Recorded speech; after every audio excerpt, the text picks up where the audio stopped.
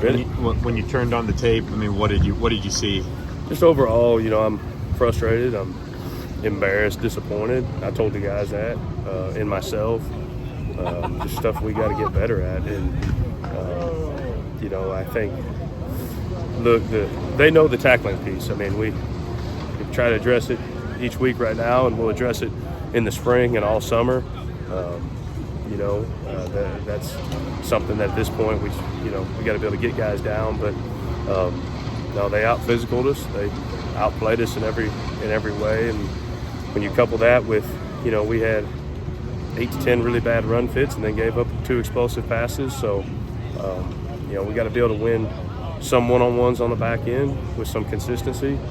And they outplayed us in every way, shape, and form from special teams, defense, and offense. But, I'm frustrated. I'm humbled through this. And I told the guys that. I challenged them just as a group. We challenged them as a coaching staff to persist and to finish. And I think that's where we're at right now is, if we can teach, 18, 19, 20-year-old men how to finish when things get hard. Because, look, we can't control what we put on film on Thursday. And we've had 2 or 3 games like that this year that it's just, not a good feeling, as a coaching staff, making sure that they're prepared on their part, making sure that they execute. And so I told them, look, I'm going to point the finger at myself first. And so I'm frustrated with where we're at, but I'm also, it's not going to affect me this week and my attitude and our approach. And the same thing from our coaches. Like, at the end of the day, we're going to bring energy and coach these guys hard and, try to finish the season with a good showing, hopefully, against a good Memphis football team. From a tackling perspective, we've already talked about it's week 12. There's only so much you can do from a technique perspective. But I guess at this point, is it maybe just making pleas to their mentality, saying, hey, you guys really got to – this is a mentality thing. We got to really step it up? Yeah, I mean, I think it's, it's a one-on-one matchup game. And that was the worst tackling game our linebackers have had. We didn't put pads on last week. Did that affect it or not? I don't know. But, I mean – excuse me, we missed more tackles, just all the way around, D-line to linebackers. I mean, the play T-New got hurt on, we had like 4 guys miss a tackle on. And that's one of the things that's really hurting us when it should be 2nd and 10 and we miss tackles.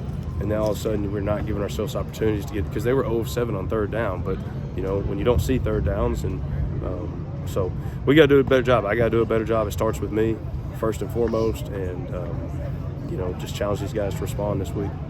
What have you seen in looking at Memphis a little bit and trying to get these guys ready for that challenge? They're good. I mean, they throw the ball, really well. They've got, Hennigan's a gunslinger back there. They've got good wideouts around them. The tight end's really good. And they've got a pretty experienced group of guys up front, so they're a well-balanced offense. I mean, they throw it more than they've run it, but Ryan's the head coach and he's the O-line guy, so that he's going to have his involvement in the run game and everything with that. So they're a good team. I mean, no different than any of these teams that we've played. I mean, if we don't play well, it won't be a game. If we play well, like offense, defense, special teams, then we'll have a chance. So, but we got to step up. We got to do our part. So, and we knew going into this game we were going to have to play really good, and we didn't. The fact of the matter is Tulane was really good on defense. They had a senior-laden group. They'd been keeping the ball in front of them. We knew we were going to have to play good. We didn't respond with short fields. We missed too many runs and gave up, 2 explosive passes there with it, and that was the name of the game. So, that's the facts. Ahmad Moses got some more time in that game. What did you see from him, and is this a game where maybe he's earned a few more reps in the game? Yeah, he tackles, and that's the premium, right? Like, he gets in the game and he gets people down. So, that's the main thing. And he's a good football player. He's young. He's gotten better. He's worked really hard this year. He's gotten in there and had to play against Tulsa.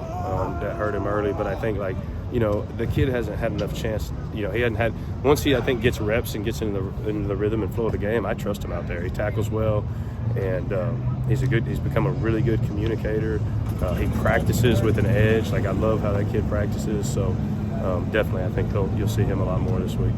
We probably won't talk to you before the transfer portal opens on December 4th, but I guess this will be kind of the first time that we do it in that format. Kind of feels a little bit like free agency to a certain extent. Yeah. I guess does the way that the season has gone, does that, as coaches, shape what you're looking for in the transfer portal? Like, hey, we haven't tackles. Well, I got to find guys who will get guys in the round. Yeah, I mean, obviously we got to address the needs, continue to build the culture here with the guys that are here, and have a great spring of accountability. Become a blue-collar crew, which that's what we've got to get to, and then add key guys that we feel like can help address those needs that we have. So sure. How do you go about evaluating the guys in the portal, and what's kind of your mindset with a lot of that when they do become available, especially around the timing that it is too, with early signing period coming up? Yeah, our recruiting department does a great job, so they get an eval on them first, then position coaches watch them, then we watch them as a staff. So we have a recruiting board with them ranked in there, and start tackling it that way. And so I mean, that's definitely priority for us right now, as far as just making sure we address those needs that we have, as much as we can going into the spring. You're limited to mid-year spots still, so that's a little bit different. And last year, we got here really after this first wave, and thought there were going to be more guys that went in after spring, and it just on defense it wasn't the case. There weren't a lot of guys that went group of 5 that were guys we could either guys we wanted or guys we could get. So trying to address these needs is really important right now, and but excited to finish this season with these guys, and I'm ready to put this game behind us and hopefully go play well. And that's what I've told them. I mean, we've what's frustrating, and what I'm frustrated with myself is when we've stayed in our wheelhouse and done things that put our guys in position to make plays, and we've done it against good teams at times. I mean, we played good defense against South Florida. I'm not saying that was the best team we played by any means, but one play in the first half and then one drive, and then we basically shut them out the whole second half. And so we didn't come out ready to play. We did not do a good enough job as coaches getting them ready, and that was clear and evident. Like I said, it starts with me. This is your first group here. Just overall, it's been ups, been downs. What are you going to remember about this group, collectively, and then especially the leadership at the top and the older guys? I think this season to me will be defined in large part by what we do on Saturday. I really do, because I think it's been up, it's been down. They have bought into the standpoint of not necessarily pointing a finger, and but to me this Saturday is this week is going to say a lot about who we are, how we finish and how we come out here to practice and what our motivation level is.